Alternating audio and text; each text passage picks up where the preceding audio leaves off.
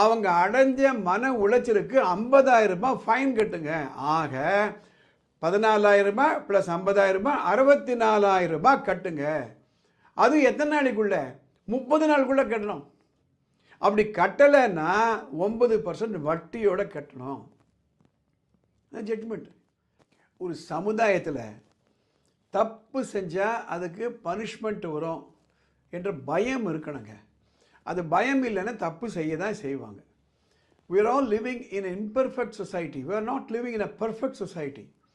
In a perfect society, everything will happen perfectly. அதாவது ஒரு பர்ஃபெக்டான சொசைட்டி இருக்குன்னா எல்லாமே நல்லபடியாக நடக்கும். ஆனால் அது பல இடங்களில் வராதுங்க. நம்ம உரிமைகள் என்ன, சட்டம் என்ன சொல்லுது என்ற அடிப்படையான அந்த புரிதல் நமக்கு இருக்கணுன்றதுனால தான் இந்த உரிமை அறிவோம் சட்டம் தெளிவோம் என்ற பதிவுகளை ஏற்றிட்டு வரேன். நிறைய பேர்களுக்கு என்னென்ன சட்டங்கள்லாம் இருக்குது, என்னென்ன உரிமைகள்லாம் நமக்கு இருக்குது, அந்தந்த உரிமையை காப்பாற்றிக்கிறதுக்கு எந்த சட்டம் மூலமாக நாங்கள் போகணும், யார் மூலமாக போகணும், அது தெரியல. அதற்காகத்தான் இந்த பதிவு. நுகர்வோர்கள் பாதுகாப்பு சட்டம்னு ஒன்று இருக்குங்க, கன்சியூமர் ப்ரொடெக்ஷன் ஆக்ட். நம்ம ஒரு பொருளை வாங்குகிறோம், இல்லை ஒரு சர்வீஸை வாங்குகிறோம், அது டிஃபெக்டிவ் சர்வீஸ் அப்படின்னு நம்ம ப்ரூவ் பண்ணோம்னா நம்ம அடைந்த மன உளைச்சலுக்கு நம்ம பட்ட கஷ்டத்துக்கு காம்பன்சேஷன் வாங்க முடியும். அண்மையில் டெல்லியில் ஒரு கேஸுங்க. ஒரு மேரேஜ் பார்ட்டி, ஒரு மேரேஜ் நடக்க இருக்கிறது. அந்த மேரேஜ் பார்ட்டி ஒரு பஸ்ஸை புக் பண்ணுறாங்க.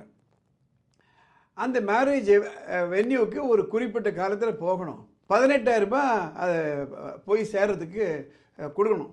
அதுக்கு 2,000 ரூபாய் அட்வான்ஸ் கொடுத்துட்றாங்க. என்ன அக்ரிமெண்ட்னா, அங்கே போய் இறங்கின உடனே மீதி பணத்தை கொடுத்துடணும், அவ்வளோதான் அக்ரிமெண்ட். இத்தனை மணிக்கு வருவோம், இத்தனை மணிக்கு நீங்கள் ஏறிக்கணும், இந்த ரூட் வழியாக போவோம், அந்த இடத்துல இத்தனை மணிக்கு நாங்கள் இறக்கி விட்டுருவோன்றது அக்ரிமெண்ட்டு.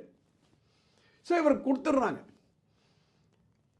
அந்த பஸ்ஸு இவங்களை பிக்கப் பண்ணுறதுக்கு 2.5 மணி நேரம் லேட்டாக வருது. அது மட்டுமல்ல, எந்த ரூட்டில் போகணுமோ அந்த ரூட்டில் போகாமல் ரொம்ப சர்க்கியூட்டரிஸ் ரூட்டில் ஆக்ஷன் போகிறாங்க.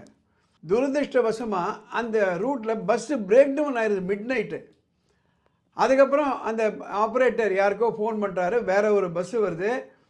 எத்தனை மணிக்கு சேர்றாங்கன்னா காலைல 3 மணிக்கு சேர்றாங்க.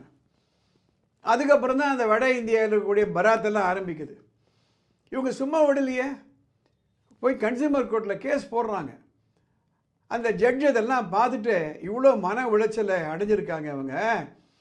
அதனால் இவங்களுக்கு அவங்க கொடுத்த 14,000 ரூபாய் திருப்பி கொடுத்துடணும். அதாவது நீங்கள் அந்த கான்ட்ராக்டை சரியாக நீங்கள் செயல்படுத்தாதனால அந்த பணம் வாங்கிக்கிறதுக்கு உங்களுக்கு உரிமை கிடையாது. அது மட்டுமல்ல, அவங்க அடைஞ்ச மன உளைச்சலுக்கு 50,000 ரூபாய் ஃபைன் கட்டுங்க. ஆக 14,000 ரூபாய் ப்ளஸ் 50,000 ரூபாய் 64,000 ரூபாய் கட்டுங்க. அது எத்தனை நாளைக்குள்ள? 30 நாளுக்குள்ளே கட்டணும்.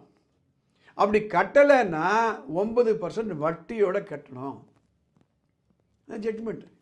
எதுக்காக இதெல்லாம் போடுறேன் பாருங்கள். குட்டை குனிஞ்சிக்கிட்டே இருந்தால் குனிய குட்டிக்கிட்டே இருப்பாங்க.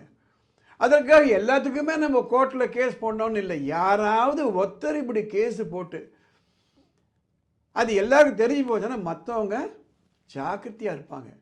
அதற்காக தான் இது போன்ற பதிவுகளை வானமே இல்லை அறக்கட்டளையின் சார்பாக நாங்கள் போடுறோம். இந்த பதிவு உங்களுக்கு பிடிச்சிருந்தது, உங்களுக்கு பயனுள்ளதாக இருக்குன்னா கமெண்ட் பாக்ஸில் போய் கமெண்ட் பண்ணுங்கள்.